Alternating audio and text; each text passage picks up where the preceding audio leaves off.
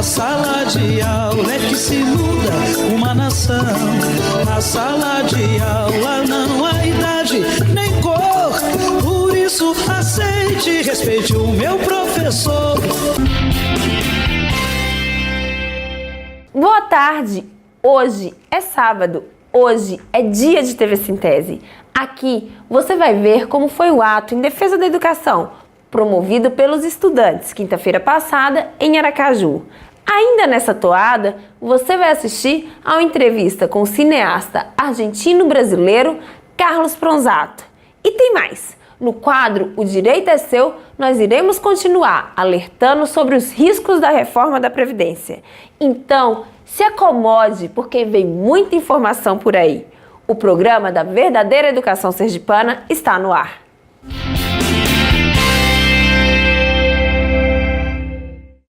Muito bem, para começar em grande estilo, vamos direto para o nosso quadro O Direito é Seu. O direito é seu. Hoje tem início o mês de junho, mês importante para todos nós nordestinos.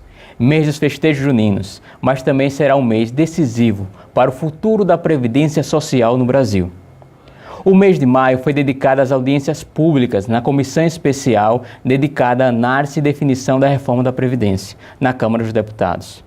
Agora, no mês de junho, a reforma da Previdência será votada na Comissão Especial e possivelmente no plenário da Câmara dos Deputados. O que está em jogo neste mês de junho é o futuro do maior programa de distribuição de renda e justiça social do Brasil.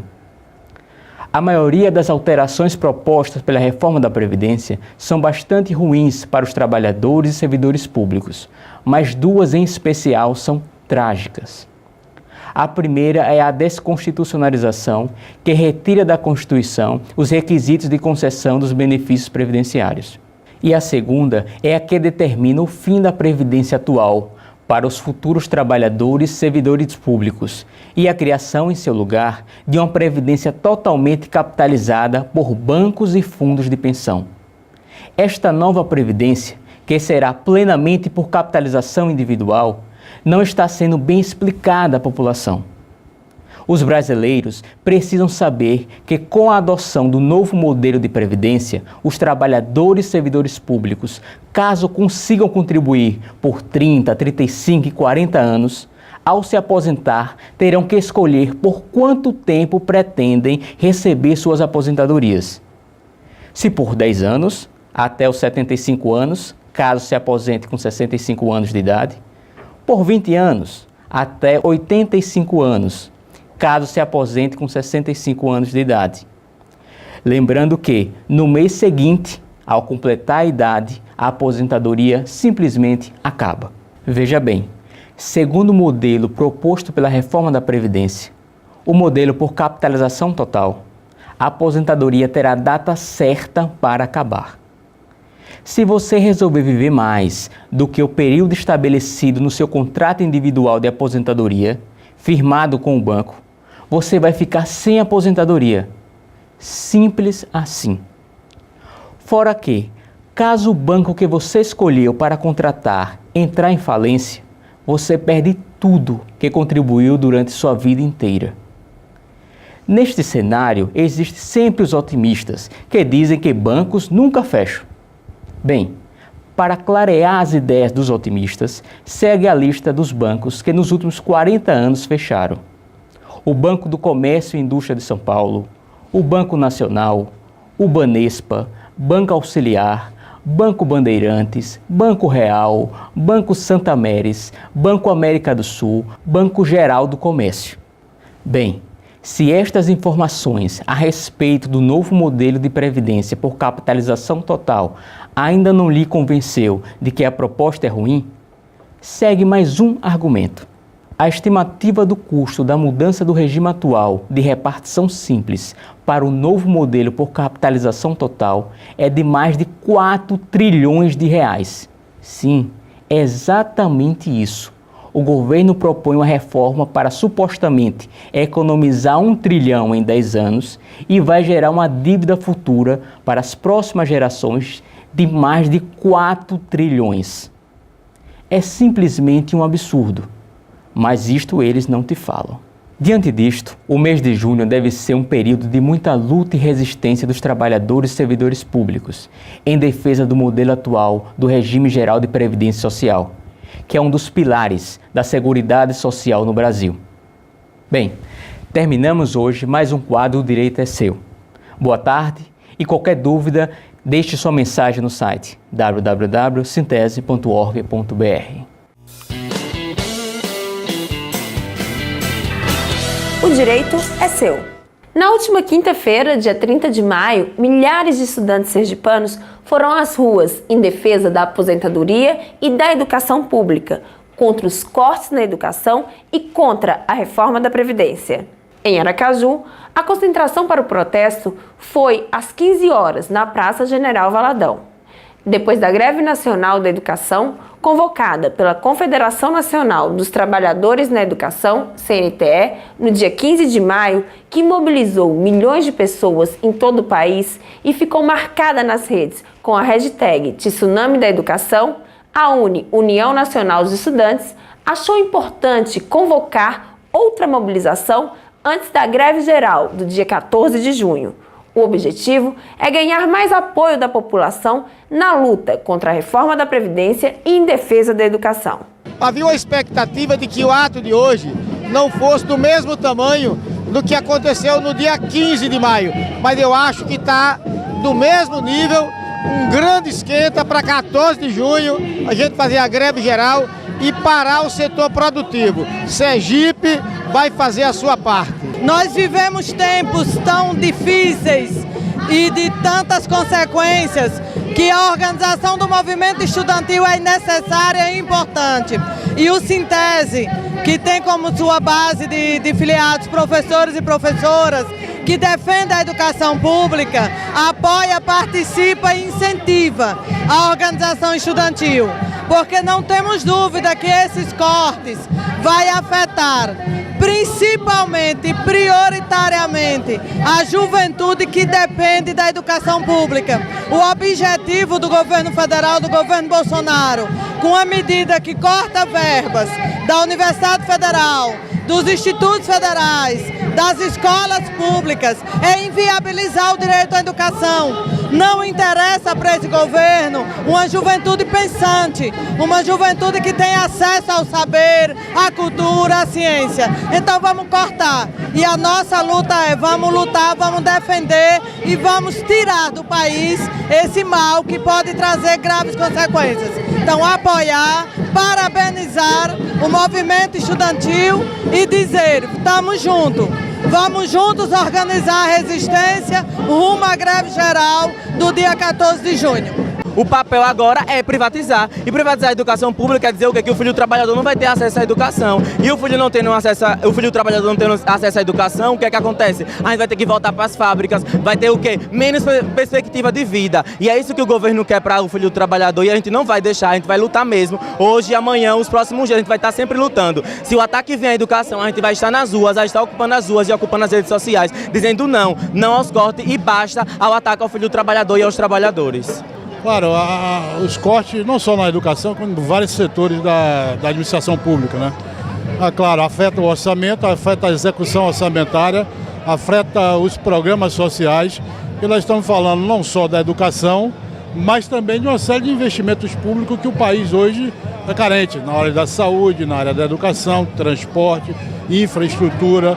O ministro Paulo Guedes, ele acredita que o orçamento público tem que ser superavitário, né?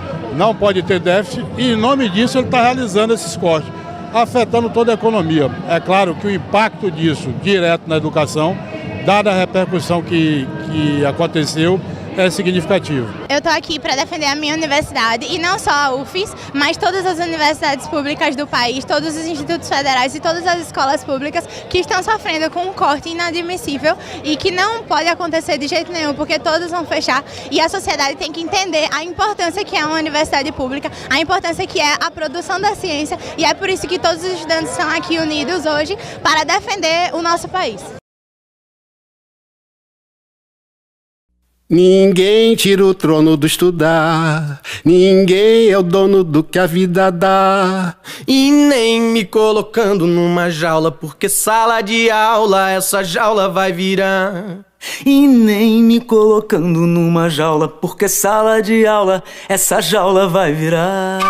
Ninguém tira o trono do estudar, ninguém é o dono do que a vida dá. Ninguém tira o trono do estudar, ninguém é o dono do que a vida dá. E nem me colocando numa jaula, porque sala de aula essa jaula vai virar. E nem me colocando numa jaula, porque sala de aula essa jaula vai virar.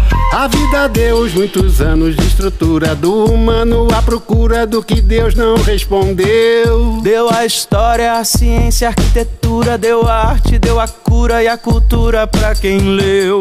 Depois de tudo até chegar nesse momento, me negar conhecimento é me negar o que é meu. Não vem agora fazer furo em meu futuro, me trancar num quarto escuro e fingir que me esqueceu. Vocês vão ter que acostumar porque ninguém tira o trono de estudar, ninguém é o dono do que a vida dá. Ninguém tira o trono de estudar, ninguém é o dono do que a vida dá. E nem me colocando numa jaula, porque sala de aula essa jaula vai virar. E nem me colocando numa jaula, porque sala de aula essa jaula vai virar.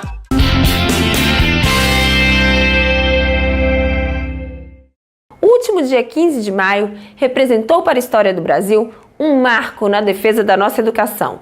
Literalmente, a escola tomou partido, o partido do povo brasileiro. Paralisaram suas atividades. Estudantes, professores, trabalhadores e famílias saíram às ruas para demonstrar sua indignação contra os cortes feitos na educação brasileira que prejudicam seriamente o funcionamento de todas as universidades e institutos federais em todo o país, alcançando mais de 2 milhões de pessoas nas ruas. Mas a história não parou por aí.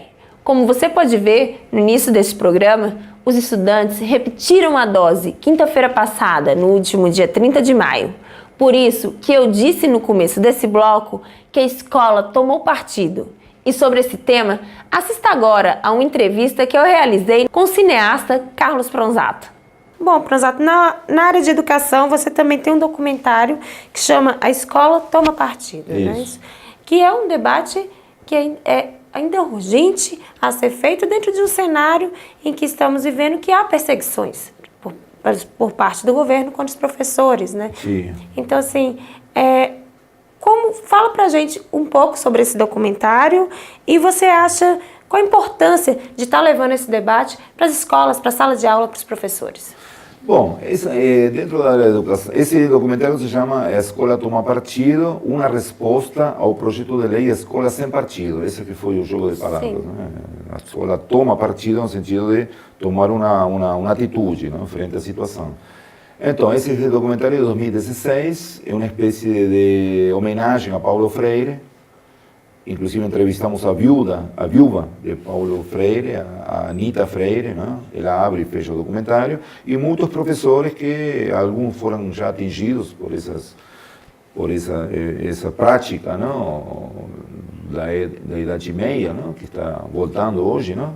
Nas escolas, não? Com filmagens de professores que se opõem, todo essa quantidade de elementos que fazem com que a educação parece que é um perigo e não uma abertura, não, uma curiosidade pelo mundo, né? Então eu fiz isso um pouco depois de ter feito alguns documentários sobre ocupações, as ocupações de 2015 em São Paulo, das escolas ocupadas em São Paulo, e depois foram as escolas ocupadas em Paraná em 2016. Foram uma quantidade de escolas que os alunos ocupavam, né, em protesto. Em São Paulo foi pela mudança do ensino médio, né? E já o pessoal de Paraná já lutava contra o governo Temer. Era contra a PEC de retirada do teto de gastos e outras coisas mais. Esses estudantes sendo vanguarda não? Na luta contra o status quo. Não? Então, a Escola Toma Partido foi um documentário que surgiu de algumas reuniões que eu participava em São Paulo, onde os professores colocavam esse tipo de coisas, e eu decidi, eu acho que dá para fazer um documentário. Aí falei com alguns professores, comecei a procurar alguns deles, os depoimentos foram bastante interessantes. E naquele momento já tinha gente sofrendo com a questão da perseguição dessa coisa da escola sem partido, dessa ideia? Tinha. Quando eu fiz o trabalho das escolas ocupadas de Paraná, tinha uma professora em Paraná que tinha sido afastada da escola, porque ela trabalhou com os alunos o Marx, o Karl Marx, com um pagode, um rap. Não? Então ela foi atuada, digamos, dentro da escola por isso. Foi afastada. Quando fui fazer a Escola Toma Partido, eu fui procurar ela, que não conhecia. Ela fala, ela que explica a história. Ela depois voltou na escola, né? E como ela, teve outros casos também, né? Desse tipo, né? Então, a ideia era justamente dar voz a esse tipo de atitude, não? E é um documentário que até hoje está circulando aí. Voltou com o presidente, ou como se chame, quem está no governo hoje, né? E aí voltou esse tipo de coisas, né? E então o documentário começou a ser solicitado novamente, porque tem um certo impacto, não? Porque resume muitas atitudes, muitas respostas que os professores estão tentando dar a esse tipo de atitude hoje do governo, se pode dizer, porque na época eles não eram governo, né? E a escola, quando surge o tema da escola sem partido, não era esse governo, né? Mas o perfil desse governo é justamente o perfil desse projeto de lei. Então, eu acho que os professores, eu não sou professor, assim, de alguma maneira, como se diz, tradicional, de alguma maneira exerço a pedagogia, porque a gente exibe muitos filmes, a gente organiza debates, não? A gente está na frente de muitos alunos constantemente, então de alguma maneira estamos num certo professorado, né? Mas eu sou da ideia que você não pode aceitar ser demitido por causa disso.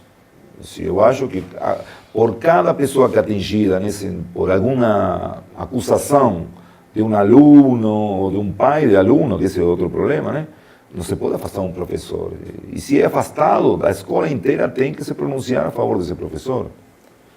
Não sei. Com certeza. É uma ideia que eu sempre estou discutindo, porque senão você está dando pólvora para o inimigo constantemente.